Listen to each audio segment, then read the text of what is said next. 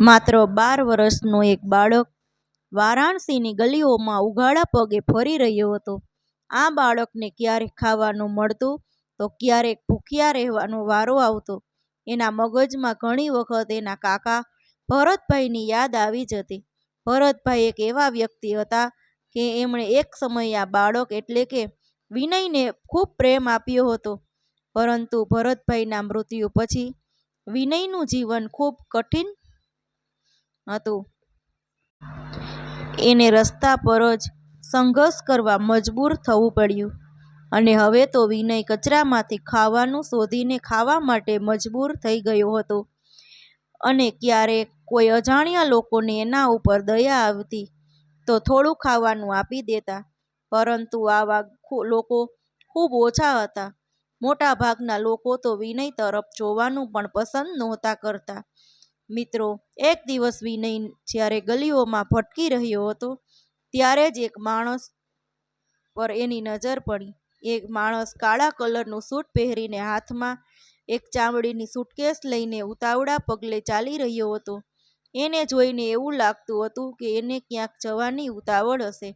અને જ્યારે એ રસ્તો ક્રોસ કરી રહ્યો હતો ત્યારે એના ખિસ્સામાંથી એક ચામડાનું પાકીટ પડી ગયું અને ત્યારે જ વિનયની નજર એના ઉપર પડી.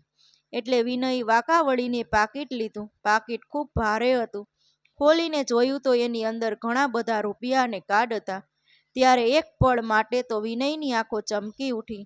એને તરત જ એવો વિચાર આવ્યો કે આ રૂપિયાથી હું મારા માટે ખાવાની વસ્તુ અને બીજું ઘણું બધું ખરીદી લઈશ. ત્યારે જ પાછળથી એક અવાજ આવ્યો કે અરે એ છોકરા!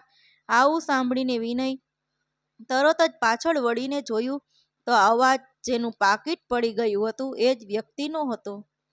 એ વ્યક્તિ જેનું નામ રમેશભાઈ હતું. હવે રમેશભાઈ વિનય સામે ઊભા રહીને એને ધ્યાનથી જોઈ રહ્યા હતા. ત્યારે ધ્રુજતા હાથે પાકીટ રમેશભાઈ તરફ કરીને વિનય કહેવા લાગ્યો કે સાહેબ, શું આ પાકીટ તમારું છે? ત્યારે રમેશભાઈ થોડી વાર માટે કંઈ બોલ્યા નહીં. એમની આંખોમાં આશ્ચર્યનો ભાવ હતો અને થોડી વાર બાદ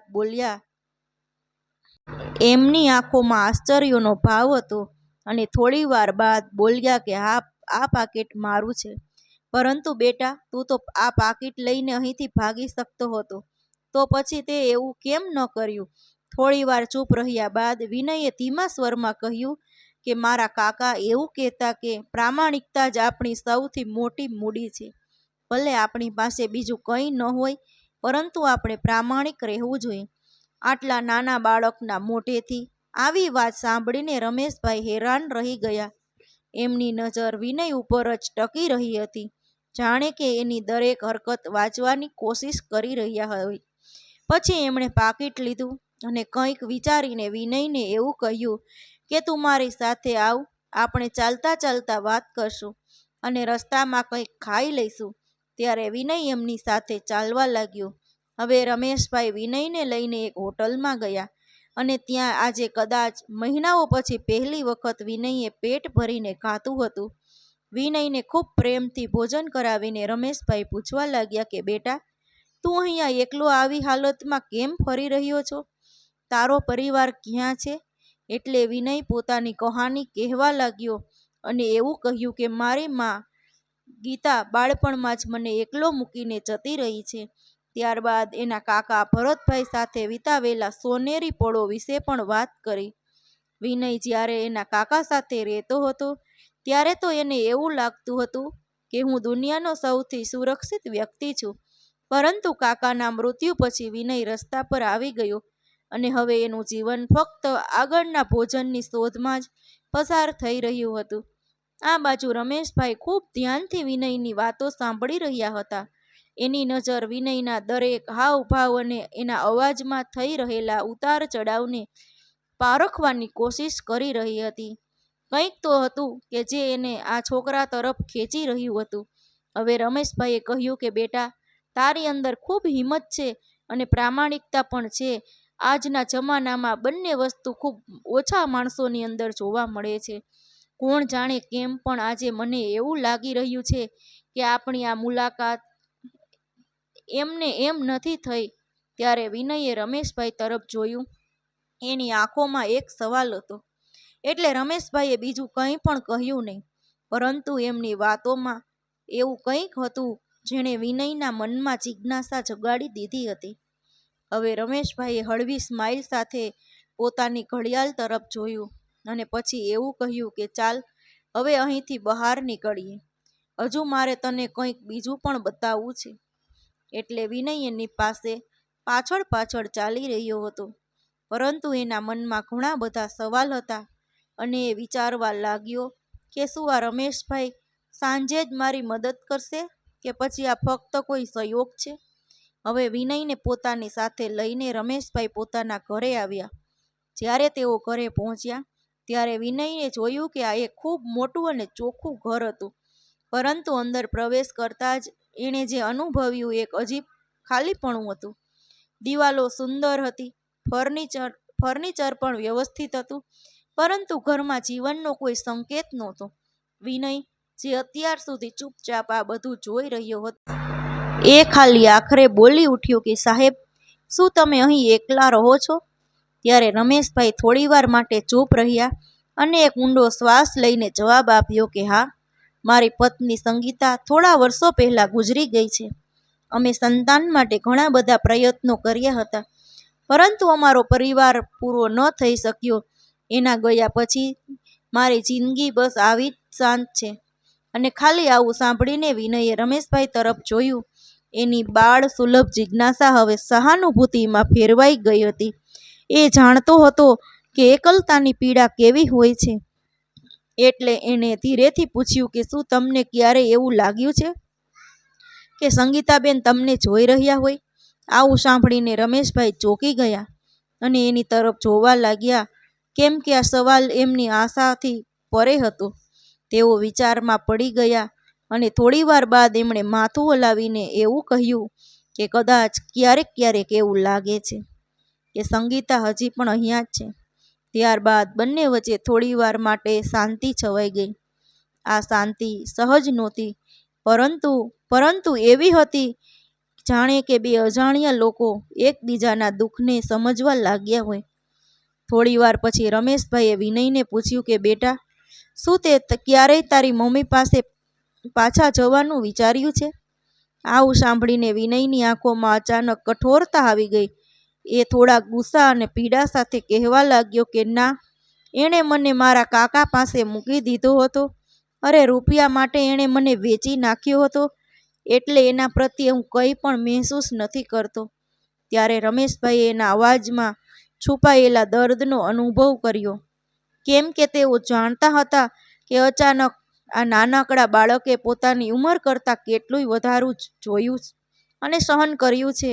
એ રાત્રે વિનય જ્યારે સોફા પર સૂતો હતો ત્યારે રમેશભાઈ પોતાના રૂમમાં બેચેન હતા. એમના મનમાં વિનયની વાતો ફરી રહી હતી અને તેઓ વિચારી રહ્યા હતા કે મારી અને આ છોકરાની હાલત સરખી છે. હવે તેઓ જ્યારે ગાઢ નિંદરમાં ગયા ત્યારે એમને એક સપનું આવ્યું અને સપનામાં એમણે પોતાની પત્ની સંગીતાને જોઈ. એ બિલકુલ પહેલાં જેવી જ લાગી રહી હતી, એકદમ શાંત, સૌમ્ય અને હસતા ચહેરા વાળી. ત્યારે સંગીતાબેન કહેવા લાગ્યા કે રમેશ, આ છોકરાને તમારી મદદની જરૂર છે અને કદાચ તમારે પણ એમની જરૂર છે, એટલે એને તમારા જીવનમાં આવવા દો. ત્યારે અચાનક રમેશભાઈ જાગી ગયા. એનું હૃદય જોર જોરથી ધબકી રહ્યું હતું. હવે તેઓ થોડીવાર માટે છત તરફ જોતા રહ્યા, જાણે કે કોઈ જવાબ શોધવાની કોશિશ કરી રહ્યા હોય કે શું આ સપનું વિનયને મારા જીવનમાં કોઈ સ્થાન અપાવવા માટેનો કોઈ સંકેત હતો. હવે સવારે જ્યારે વિનય ઉઠ્યો ત્યારે રમેશભાઈ પહેલાંથી જ તૈયાર હતા. એટલે એમણે વિનયને કહ્યું કે બેટા, તું તૈયાર થઈ જા, આજે હું તને ક્યાંક બહાર લઈ જઈશ. એટલે વિનય બોલ્યો કે આજે તમે મને ક્યાં લઈ જવા માગો છો? પરંતુ રમેશભાઈએ કોઈ જવાબ ન આપ્યો અને તેઓ એક ટેક્સીમાં બેસીને શહેરની એક મોટી હોસ્પિટલમાં પહોંચી ગયા. હવે રમેશભાઈએ વિનયને અંદર લઈ જતા કહ્યું કે બેટા, આ જગ્યા મારી બીજી જિંદગી છે. હું અહીંયા કામ કરું છું. હોસ્પિટલની અંદર હલચલ, ડૉક્ટરો અને નર્સોની તેજીથી ચાલતી ગતિવિધિઓ અને દર્દીઓની દેખભાળ કરી રહેલા લોકોની દ્રઢતા જોઈને વિનય મંત્રમુગ્ધ થઈ ગયો. એ દરેક ખૂણાને ખૂબ ઉત્સુકતાથી જોઈ રહ્યો હતો. ત્યારે એણે રમેશભાઈને પૂછ્યું કે તમે અહીંયા શું કરો છો? એટલે રમેશભાઈએ ગર્વથી કહ્યું કે બેટા, હું એક ડૉક્ટર છું અને અહીંયા લોકોની જિંદગી બદલાય છે અને ક્યારેક ક્યારેક અમુક લોકોના જીવ પણ બચાવવામાં આવે છે. ત્યારે વિનયે ચારે તરફ જોયું અને પછી ધીમેથી બોલ્યો, અહીંના લોકો તો ખૂબ મહત્વપૂર્ણ હોય એવું લાગે છે. તેઓ કંઈક એવું કરી રહ્યા છે જે બીજાની જિંદગી બદલી નાખે છે. એટલે રમેશભાઈએ થોડું હસીને એવું કહ્યું કે બેટા, કદાચ તું પણ મોટો થઈને એક દિવસ આવું કરી શકીશ. એમની આવી વાત સાંભળીને વિનય કંઈક વિચારવા લાગ્યો.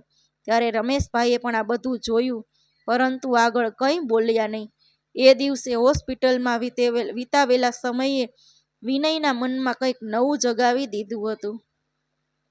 પરંતુ રમેશભાઈના મનમાં હજુ ઘણા બધા સવાલ હતા, કેમ કે વિનયના ભૂતકાળમાં કંઈક એવો રાજ છુપાયેલો હતો જેને જાણવાની રમેશભાઈને ખૂબ જરૂરત મહેસૂસ થઈ રહી હતી. હવે ઘરે પાછા ફરતી વખતે રમેશભાઈએ કહ્યું કે વિનય, બેટા, તારી અંદર કંઈક ખાસ વાત છે. તારી પ્રામાણિકતા, તારું સાહસ, આ બધું મને વિચારવા પર મજબૂર કરી રહ્યું છે. પરંતુ મારે તારા વિશે હજુ પણ વધારે જાણવું છે. બેટા, તારા કાકા ભરતભાઈ સિવાય બીજું કોઈ છે કે જે તને ખૂબ યાદ આવતું હોય? ત્યારે વિનયે થોડીવાર માટે ચૂપ રહ્યો, પછી માથું નમાવીને કહ્યું કે ના, બસ એક કાકા જ હતા, એ જ મારું સર્વસ્વ હતા. ત્યારે રમેશભાઈએ તેની વાતોમાં છુપાયેલા દર્દનો અનુભવ કર્યો અને એમણે નક્કી કરી લીધું કે તેઓ વિનયની મદદ જરૂર કરશે. પરંતુ આ બધું એટલું સરળ નહોતું. હવે વિનય અને રમેશભાઈ વચ્ચેના સંબંધો થોડા જ અઠવાડિયોમાં ગાઢ બની ગયા હતા. બંનેના જીવનમાં એક નવી દિશા આવી રહી હતી. હવે રમેશભાઈએ વિનયને દત્તક લેવાની પ્રક્રિયા શરૂ કરી દીધી. કેમ કે આ પ્રક્રિયા ખૂબ લાંબી અને કઠિન હતી. પરંતુ રમેશભાઈના મનમાં એ સ્પષ્ટ હતું કે તેઓ વિનયને પોતાના જીવનનો એક ભાગ બનાવવા માગે છે. જો કે આ બધું એટલું સરળ નહોતું. જ્યારે કાનૂની ઔપચારિકતા શરૂ થઈ તો વિનયમાં ગીતાનું નામ સામે આવ્યું. એટલે રમેશભાઈને મજબૂરીમાં એનો સંપર્ક કરવો પડ્યો. જો કે તેઓ પોતે પણ એવું નહોતા ઈચ્છતા કે વિનયની જિંદગીમાં એ મહિલા ફરીવાર આવે. બીજા અઠવાડિયે ગીતા હોસ્પિટલમાં આવી. એની ઉપસ્થિતિમાં અસહજ હતી. એનો ચહેરો ચિંતાથી ભરાયેલો હતો, પરંતુ એના હોઠ ઉપર નકલી સ્મિત હતું. જ્યારે એણે વિનયને જોયો અને એના તરફ આગળ વધી અને ધ્રુજતા અવાજે એણે એવું કહ્યું કે બેટા, હું આ દિવસની કેટલા સમયથી રાહ જોઈ રહી હતી. મેં તો વિચાર્યું એવું પણ નહોતું કે હું તને આવી રીતે મળી શકીશ. એની આવી વાત સાંભળીને વિનયે ગુસ્સા અને દર્દભરી આંખોથી એની સામે જોયું અને એવું કહ્યું કે શું તું મારી રાહ જોઈ રહી હતી? અરે, તે તો મને વેચી નાખ્યો હતો, જાણે કે હું કોઈ સામાન હોઉં. તને મારી ચિંતા નહોતી. વિનયની આવી વાત સાંભળીને ગીતાએ થોડીવાર માટે માથું નીચે નમાવી દીધું. એની આંખોમાં આંસુ આવી ગયા અને કહેવા લાગી કે બેટા, હું જાણું છું કે મેં ઘણી બધી ભૂલો કરી છે, પરંતુ મને એક મોકો આપ. હું મારી ભૂલ સુધારવા માગું છું. હું તારી પાસે પાછી આવવા માગું છું. હવે રમેશભાઈ, જે અત્યાર સુધી ચૂપ હતા, એ બોલી ઉઠ્યા અને એમના અવાજમાં દ્રઢતા હતી. એમણે એવું કહ્યું કે ગીતાબેન, તમે તો તમારા દીકરાને મૂકી દીધો હતો. તમે તમારી લાલચ માટે વિનયને એના કાકા પાસે મોકલી દીધો અને હવે જ્યારે એ પોતાની જિંદગીમાં આગળ વધી રહ્યો છે તો તમે ફરીવાર એની પાસે શા માટે આવવા માગો છો? એટલે ગીતાએ કહ્યું, મેં ખોટું કર્યું હતું, પરંતુ એ સમયે મારી પાસે બીજો કોઈ રસ્તો નહોતો. હું ડરી ગઈ હતી. મને કંઈ સમજાતું નહોતું કે મારે શું કરવું જોઈએ. પરંતુ હવે હું બદલાઈ ગઈ છું. ત્યારે રમેશભાઈ એની આંખોમાં જોઈને એવું કહ્યું કે તમે બદલાઈ ગયા છો કે નહીં એ હવે કંઈ મહત્વનું નથી. હવે સવાલ એ છે કે શું વિનય પોતાની જિંદગીમાં તમને પાછા લાવવા માગે છે કે નહીં? ત્યારે વિનયે પોતાની મા તરફ જોયું. ત્યારે એની અંદર ભાવનાઓનું વંટોળ ચાલી રહ્યું હતું. ગુસ્સો, પીડા અને ક્યાંક થોડી એવી દયા હતી પરંતુ એણે પોતાની ભાવનાઓને નિયંત્રણમાં રાખી અને એવું કહ્યું કે માં, હું તને માફ કરું છું, પરંતુ હું મારી જિંદગીમાં ફરીવાર તને લાવવા નથી માગતો. મારી પાસે હવે બધું જ છે જેની મારે જરૂરિયાત છે. મારે હવે તારી બિલકુલ જરૂર નથી. આવું સાંભળીને ગીતાની આંખોમાંથી આંસુ વહેવા લાગ્યા. ત્યારે એણે વિનયને છેલ્લી વખત જોઈ લીધો અને કંઈ પણ બોલ્યા વગર ત્યાંથી નીકળી ગઈ. ગીતાના ગયા બાદ રમેશભાઈએ વિનયને ગળે લગાડી દીધો અને એવું કહ્યું કે બેટા, હું તારા વિશે જેવું વિચારતો હતો એના કરતાં તો તું ક્યાંય વધારે મજબૂત છો. તને ખબર છે કે તારા માટે શું બરાબર છે? આ ખૂબ મોટી વાત છે. એ રાત્રે રમેશભાઈએ મનમાં એમની પત્નીની વાતોને યાદ કરી અને મનમાં ને મનમાં બોલ્યા કે સંગીતા, તું સાચું કહેતી હતી. આ છોકરાને મારી જરૂર છે અને સાચું કહું તો મારે પણ એની જરૂર છે. હવે થોડા મહિના પછી વિનયને દત્તક લેવાની પ્રક્રિયા પૂરી થઈ અને હવે વિનય કાયદાકીય રીતે રમેશભાઈનો દીકરો બની ગયો. આ ફક્ત એક કાગળનો ટુકડો નહોતો, પરંતુ એક એવા સંબંધની શરૂઆત હતી જે વિશ્વાસ અને પ્રેમના આધારે ટક્યો હતો. હવે રમેશભાઈ અને વિનય એક સાથે નવા જીવનની શરૂઆત કરી. હવે વિનય ધીરે ધીરે પોતાના અતીતને ભૂલવાનું શરૂ કરી દીધું. ગીતાની છાયા હવે એના જીવનમાંથી પૂરી રીતે ભૂસાઈ ગઈ હતી. રમેશભાઈએ પોતાની પત્ની સંગીતાને કરેલો વાયદો પૂરો કર્યો હતો. એમણે વિનયને એવું જીવન આપ્યું જેવું એ હંમેશાથી ઈચ્છતો હતો. પ્રેમ, સન્માન અને એક પરિવાર. હવે વિનય પણ પોતાની અંદર નવી નવી સંભાવનાઓને જન્મ આપ્યો. એમણે હોસ્પિટલના વાતાવરણથી પ્રેરિત થઈને પોતાના જીવનનો ઉદ્દેશ્ય શોધવાનું શરૂ કર્યું.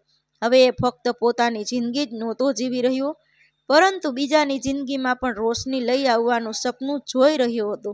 તો મિત્રો, આજની આ કહાની તમને કેવી લાગી? કોમેન્ટ કરીને જરૂરથી જણાવજો. પસંદ આવી હોય તો વિડીયોને લાઈક, શેર અને નવા હોય તો ચેનલને સબસ્ક્રાઈબ જરૂરથી કરજો. હર હર મહાદેવ. જય શ્રી કૃષ્ણ.